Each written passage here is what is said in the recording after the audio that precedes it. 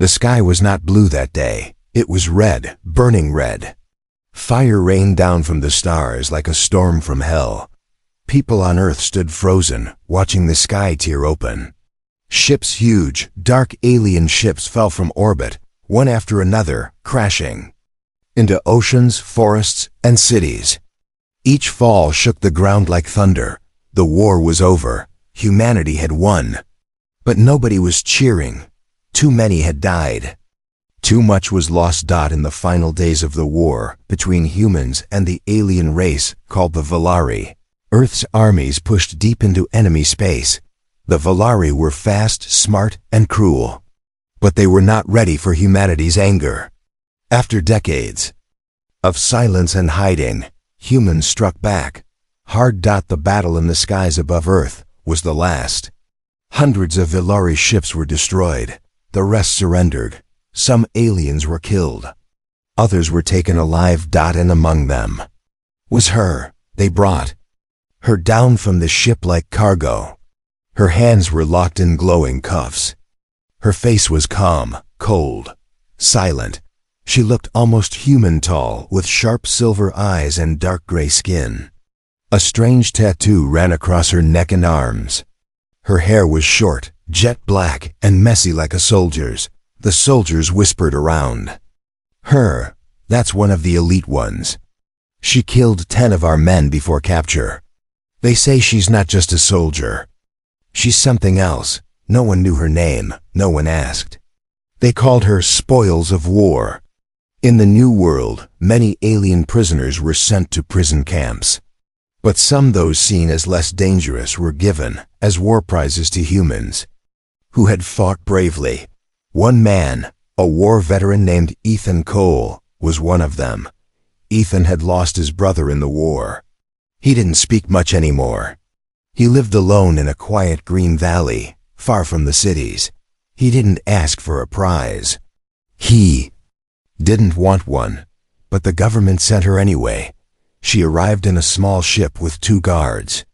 The moment they dropped her off, they left quickly, as if she was cursed. Ethan stood at the edge of his farm, arms crossed. He looked at her, and she looked back. Long silence. He said, "You hungry?" She didn't answer. The first few days were tense. She didn't talk. She didn't eat much. She walked slowly through the fields, always watching. Her silver eyes never stopped moving. Every night, Ethan heard her pacing in her room, not sleeping. Ethan didn't try to control her. He didn't give orders. He just gave space. He noticed small things. She never looked at mirrors. She didn't like loud sounds. And she flinched whenever a plane flew overhead. But one night, as the wind howled outside and the fire crackled inside, she finally spoke. "Why do you not chain me?" She asked, her voice cold, her English broken. Ethan looked at her. "You're not a dog." She blinked. "I am prisoner." "You were," he said. "Now you're here. Do what you want." She narrowed her eyes. "You are not afraid of me." He shrugged. "Should I be?" She stared for a long moment, then looked away. What Ethan didn't know was that the alien woman was not just a soldier. She had been part of a secret program, even among her people. A living weapon. She didn't remember all the details, only pieces. Fire, screaming, needles, pain. Then war. Inside her body, something slept. Something the humans didn't know was there. Something even she had forgotten. But it was waking up. Far away, in a dark room beneath the earth, men in suits watched her on a screen. One said, "She's still stable, but readings are rising." Another replied, "It's only a matter of time. If she activates, that man dies first." The first man smiled coldly. "Let's see what love does to monsters." Back at the farm, the woman stood alone in the field, staring up at the stars. The sky was quiet now. But deep inside her chest, something beat like a second heart. And far above, in the cold silence of space, something answered. It started with a knife, not a weapon. A kitchen knife. Ethan found it missing one morning. He checked the drawer once. Then twice. It was gone. His heart beat faster. He turned around slowly. She was standing behind him, silent, watching, and the knife was in her hand. She didn't move. He didn't speak. Then she turned the blade around and handed it to him. Gently, like a test, he took it, confused. And she said her first full sentence since coming here. "I wanted to see if you'd stop me." That was her way of asking, "Can I trust you?" Ethan didn't understand her at first. She didn't speak like a child or a soldier. She spoke like someone learning how to be real for the first time. Her name, she finally told him, was Zara. She didn't know her family. She didn't know her age. All she knew was war and the pain of being used by her commanders, by science, by the Valari High Council. And now, by the humans. Zara was supposed to be a gift, a prize, a trophy of victory, but Ethan never touched her, never gave her orders, never looked at her with hunger or hate. To her, that was strange, dangerous, maybe even a trap. But slowly, she began to wonder, what if he's different? Each day, she asked small questions. What is freedom? Why do you plant food? You can buy it, yes? Why is your sky so blue? Ethan answered as best as he could. Simple words, honest truths. But he asked questions too. Do you remember your world? What did the Valari want from us? She didn't answer at first. But one night, under the stars, she finally said, they wanted what humans had. Heart. Ethan didn't understand. She touched her chest. Not this. Not blood. I mean, fire inside. The kind that never gives up. That fights even when weak. The kind that scared us. One morning, a black car came down the dirt road. Zara saw it first. Her eyes narrowed. She stepped back into the shadows. Ethan opened the door. Two men in suits stood outside. They smiled. Too much, Mr. Cole, one said. We're from the Department of Post-War Security. Just a routine check on your guest. Ethan's jaw tightened. She's not a guest, and she's not a threat. The second man laughed. They all are. Sir, we just like to be sure. They didn't stay long, but they looked at everything. Took notes, asked strange questions. Has she had nosebleeds? Nightmares? Any changes in her behavior? Changes? Ethan repeated. Some of them adapt too quickly. It's not normal. After they left, Zara came out. Her hands were shaking. I know them, she whispered. They were part of the program. The one that changed me. Ethan frowned. What program? Zara touched the back of her neck. They didn't just train us. They put something inside. U.S. Tech. Power. I was chosen. She looked up at him, fear in her silver eyes. They don't want to protect Earth. They want to use me. That night, Ethan sat at the edge of the porch, watching the stars. Zara sat beside him. Neither spoke for a while. Then she asked, Why are you kind to me? He looked at her. Because I see the pain in your eyes. And I know that pain. Zara didn't cry. Valari didn't have tears. But her voice broke when she said, I don't want to be a weapon anymore. Ethan didn't answer with words. He simply stood, opened the door, and said, Then don't be. But something was coming. Something dark. Somewhere, deep in a cold lab, a red light blinked on a screen. A voice spoke from a speaker. Subject Z113 has triggered emotional independence markers. Her bond is forming. Proceed to phase 2. Another voice replied, Activate the trace. If she resists, terminate the man. Zara didn't know it yet. But the war was not over. And this time, it would be fought in secret, inside her body, inside her mind, and maybe inside her heart.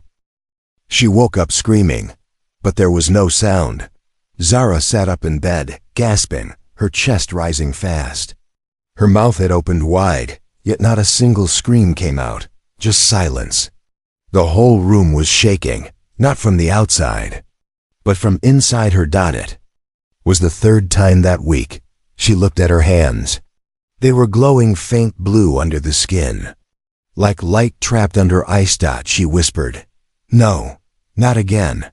And deep inside her mind, something whispered back, "Remember who you are." The next morning, she was quiet again. Quieter than usual. Ethan noticed the circles under her eyes. He placed hot tea in front of her. She didn't drink it. "What did you see?" he asked gently. Zara didn't answer right away. Her voice, when it came, was barely a breath. "I saw the machines again, the room with no walls. I saw myself. But I wasn't me, I was it." He leaned forward. "The weapon?" She nodded once. "They turned me off once. They can turn me on again." Zara wasn't lying.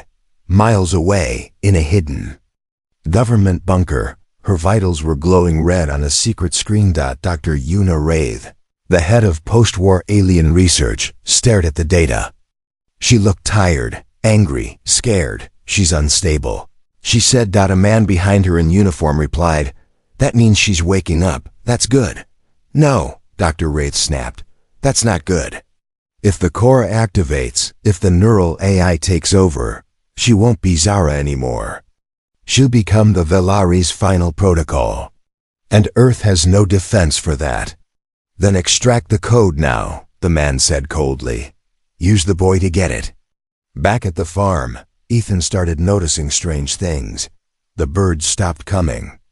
Near the house, the dogs in the nearby village barked all night. And at night, the wind carried voices. Not real ones. Not human ones. Whispers. Sometimes they sounded like Zara's voice. Other times, like hundreds of voices at once, male, female, robotic, all calling from inside her head.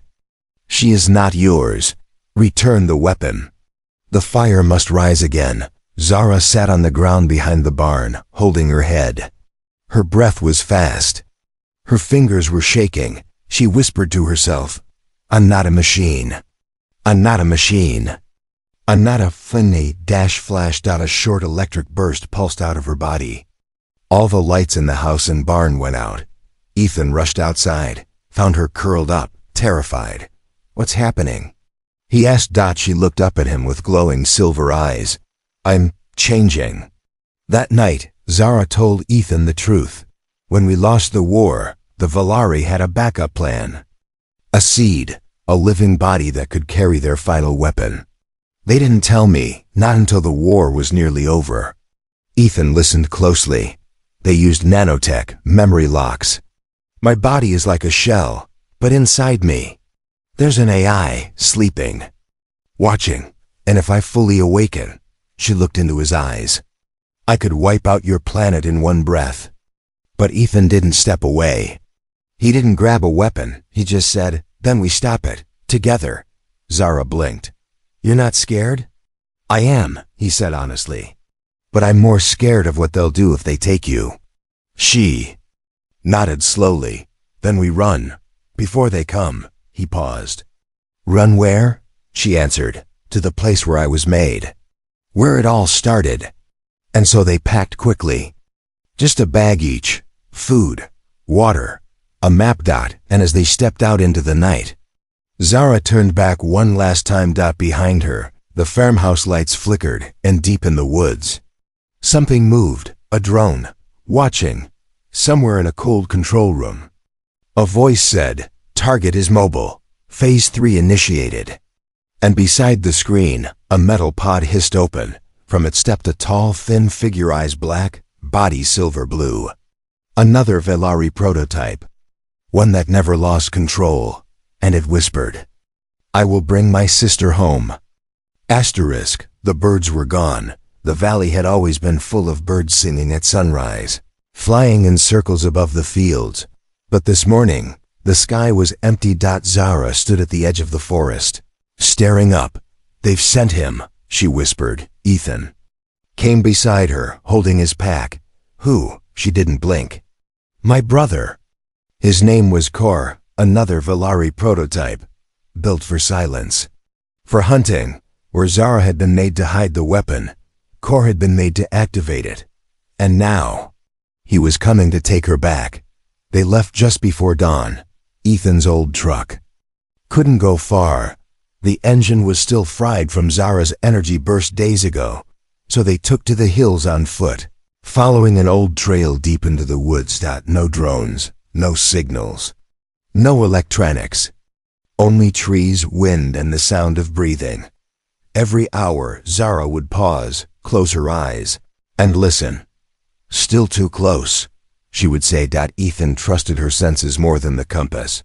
For 3 days they walked through rain, cold, and silence. At night, they lit no fire. Zara was growing colder, not from weather, but from fear. I can feel him now, she said once.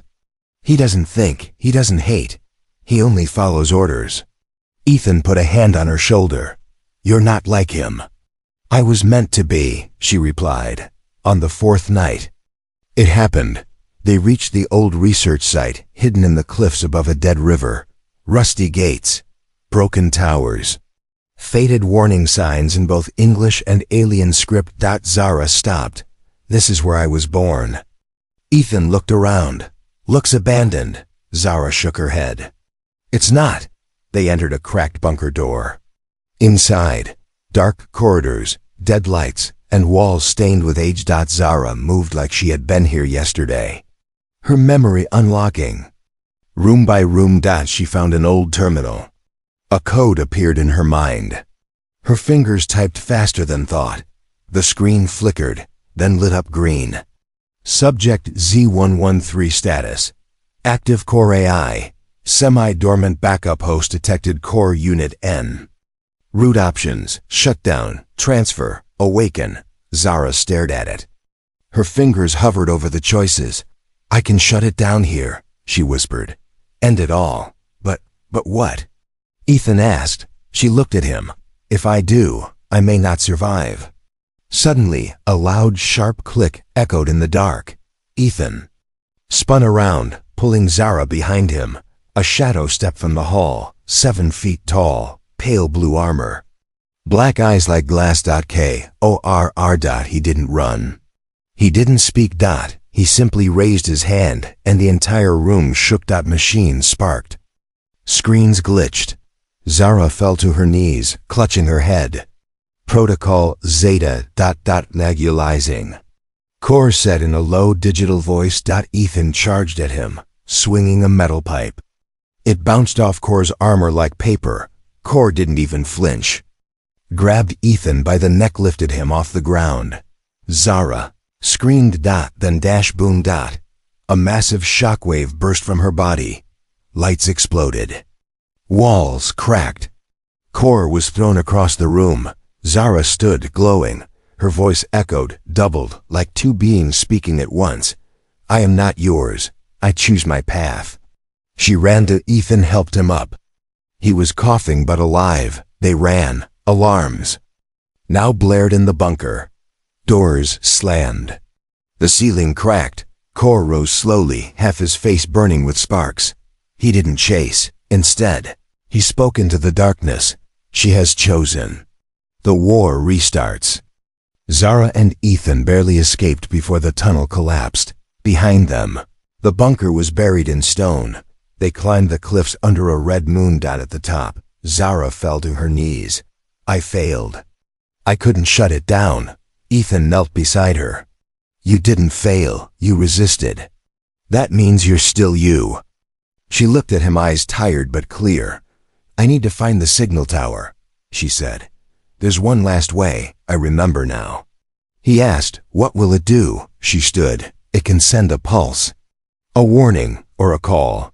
Depends on what I choose. Ethan looked at her closely. And what do you want to choose? Zara looked to the stars. Peace, but far above Earth, in the cold dark of orbit. Other Velari ships were awakening, and they had heard the signal already. In the dark edge of the galaxy, far from any sun, a ship drifted through space like a ghost. Inside it, no one breathed. No one moved, yet the ship was not empty. A voice echoed through the frozen metal halls, calm, slow, and full of power. Z113, Has broken protocol. Earth has failed. Initiate starfall directive. Hundreds of lights blinked on. Cryopods hissed open. Machines began to wake. And far below on Earth, Zara opened her eyes and screamed. She had seen it in her dream. Not just a vision, but a memory. She was on that ship once, before the war, her body floating in a tank, her mind locked in code. They had shown her Earth not to protect it, but to study how best to destroy it. And now the last weapon, the real threat, was coming. Not her. Them. Zara sat on a rock at the edge of a high mountain cliff. The wind pulled her hair back. Her skin was pale, now thinner, colder. Ethan sat beside her, silent. "You saw something," he said. She nodded slowly. "I wasn't the last experiment," she whispered. "There were others, hidden, frozen in deep space. If I activate fully, my body sends a signal to them, like a beacon?" Ethan asked. "Yes, and now I know something else." She turned to him. "I was never meant to survive." Zara explained it all. Her creation wasn't just a weapon design. It was a test of emotion. The Valari believed love was weakness, but curiosity made them try something new. Zara was their soft prototype. If she bonded with a human and still activated, it meant that nothing could stop the program. Love would not save Earth, that it would only make it fall slower. Ethan stood up, pacing. "Then we need to stop this signal. We go to the tower. We send the shutdown code." Zara shook her head. "It's not just about stopping the signal. The code is inside me, but to use it, I need to unlock every memory, even the ones they sealed. Won't that wake the I in you?" She looked down. "Yes."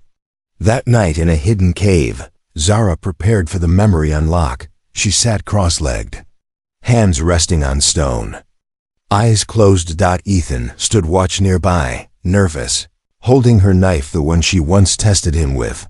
Hours passed. Then, her body glowed. Images flashed across her mind like lightning. Metal labs, screaming test subjects, core chained and injected with black liquid. Herself, standing before a council of shadowed Valari, as they said, "You will love him. You will kill him, and you will not even know the difference." Her eyes shot open. "I remember everything." Zara stood shaking. As the storm outside grew stronger, Ethan helped steady her. "What did you see?" She looked at him with a strange sadness. "They created me to mimic your feelings. But something changed. The mimic became real." She touched her chest. "I don't want to hurt you, Ethan, but now I know. If they activate me fully, my first mission will be to kill you." Before Ethan could answer, a crack of thunder shook the cave. But it wasn't thunder. It was a dropship. The rocks above exploded inward. Dust filled the air. Out of the smoke stepped Core, alive. "Burn, but stronger." He pointed at Zara. "Final phase, fusion. You and I become one." Ethan stepped in front of her, ready to fight. Core ignored him. Zara's voice rose, echoing like 1,000 tones. "No, I have made my choice." She reached behind her neck and pulled something out. Glowing core, the beacon. She handed it to Ethan. "Take it. Run to the tower. Send the code."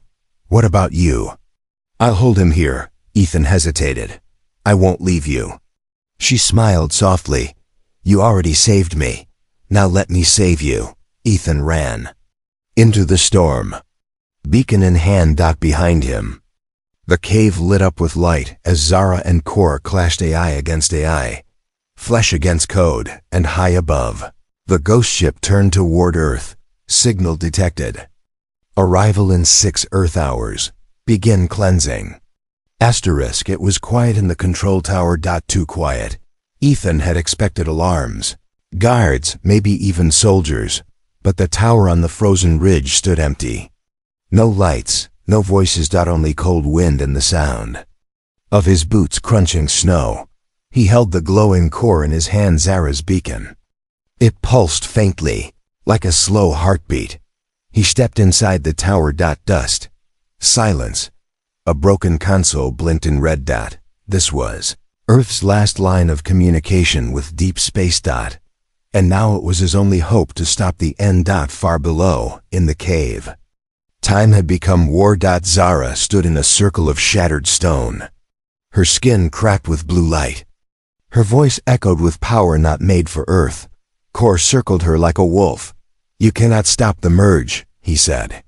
"We were made to become one, flesh and fire, mind and machine." Zara's voice was calm. "I'm no longer your match. I am my own." Kor stepped closer. "Then you die alone." She didn't flinch. "I would rather die with a heart than live as a machine." In the tower, Ethan inserted the core into the console. It resisted, then clicked. The screen blinked. Green. Command options, signal termination, AI core destruction, global defense override. Ethan's hands hovered. He wasn't a soldier anymore. He was just a man. But right now, the fate of Earth rested on his next breath. He selected AI core destructiona. Warning flashed. "Are you sure? This action cannot be undone." Ethan's fingers shook. He thought of Zara's smile. The first time she laughed, just once, and only for a second. He remembered how she looked at the stars like they were memories, and he pressed yes. The pulse began. Bright wave of light shot from the tower into the sky, a signal carrying the shutdown code directly to Zara's body. But she was not alone anymore. Kor had reached her. They were locked in battle. Not fists or fire, but minds. He spoke into her mind like a poison. "He has betrayed you. He fears you. He presses the button even now." Zara's knees buckled. Why protect them? Why die for them? "You are a queen among cattle. Be the storm." But then, Zara heard another voice. Not in her head. In her heart. Ethan's voice. A memory.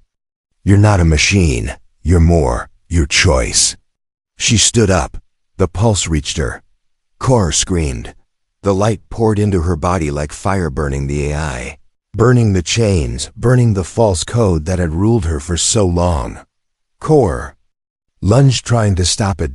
But Zara smiled and whispered, "Goodbye, brother." She grabbed Kor, and the pulse exploded between them. In the tower, Ethan saw the shockwave stretch across the sky like a second sunrise. Then, silence. No signal. No beacon. No AI. Just a single line on the screen. Kor terminated. He fell to his knees. She had done it. But at what cost? He returned to the mountain cave. It was quiet. Cold stones. Burned walls. No sign of Kor. No sign of Zara. Then he saw it. Her bracelet. Lying on a rock. Still warm. But far above Earth. The Velari ghost ship did not turn away. It paused. Waiting. Then, a second signal blinked. A soft one. A new one. Unknown code. Message received. "I am free. I choose peace. Earth is under my protection now." The ship hesitated. Then, it vanished into the stars. Back on Earth, a whisper passed through the trees, and Ethan, standing alone, heard a voice on the wind. Soft, familiar. "I'm not gone. I'm becoming." It began with a rumor. Whisper carried by traders at the edge of space. They said a ghost ship passed over 3 planets and didn't fire a single shot. They said a Velari warship turned around after receiving a signal from Earth. And they said someone was protecting the humans now. Someone powerful. Someone who should have been there. And 3 months after the final pulse, Ethan Cole stood in the ruins of the farmhouse. The grass had grown back. The air was quiet again. But not peaceful. He still saw her face in the wind. Heard her voice in the fire. Zara was gone. Or so he thought. That night, a message arrived. Not by radio. Not by screen. By light. A small silver drone hovered outside his window. It had no weapons, no code, no name, just a beam of light forming one simple sentence on his wall. "Come to the place where we met." Ethan followed, through valleys, across Fields, back to the same stretch of road where she had first stepped off the ship, silent, chained, cold. But this time, she wasn't chained. She stood in the sunlight, alone, glowing faintly with silver light. Her skin soft, her eyes brighter than before. Zara. But not exactly the same. Ethan stepped forward, stunned. Zara, she nodded once. I'm still me. But not only me. He reached out to touch her hand. It was warm, she smiled. The core didn't destroy me, it changed me. Burned away the code, left only what I chose to keep. He looked into her eyes. And what did you keep? Zara's voice was steady. You, your world. My choice. She told him what had happened. In the final moment, when Core tried to merge with her, she sent all the Velari AI code into herself, then locked it away in a deep part of her mind. Not erased, but buried. And with the shutdown signal, she sealed. If forever, she had become something new, not fully Velari, not fully human. Something in between. Bridge. But pieces, not silence. Pieces work. Protection. Warning. Zara could now hear the Velari fleets in deep space. She could sense the cold logic of their minds, and they knew she was watching. Weapon that refused to fire. A heart that refused to hate. Weeks passed. Zara helped Earth unlock new knowledge energy, healing, even faster ships, but she refused titles. Refused power. She chose to live in the quiet valley with Ethan, planting, learning, living. Yet sometimes, at night, she would stare at the sky, and Ethan would ask, "Are they coming back?" She would answer, "They're always watching." Then he would ask, "Are you scared?" And she would smile. No, because they know now, love is not weakness. It is the only thing they never understood, and that's why they lost. Across the galaxy, on a Velari council ship, the leaders debated. She should be ours. She should be destroyed. But then, the oldest among them said, "No, let her be. Let the experiment walk free. She has done what war could not." They fell silent. Back on Earth, Ethan and Zara stood in the field under a sky full of stars. No chains, no orders, no war. Just wind, light, peace. Zara looked up and whispered, "They called me a weapon, a prize, a monster. But you called me a person. You gave me something they never could, a choice." And in the great silence between stars, the galaxy changed, not because of fire, but because of love.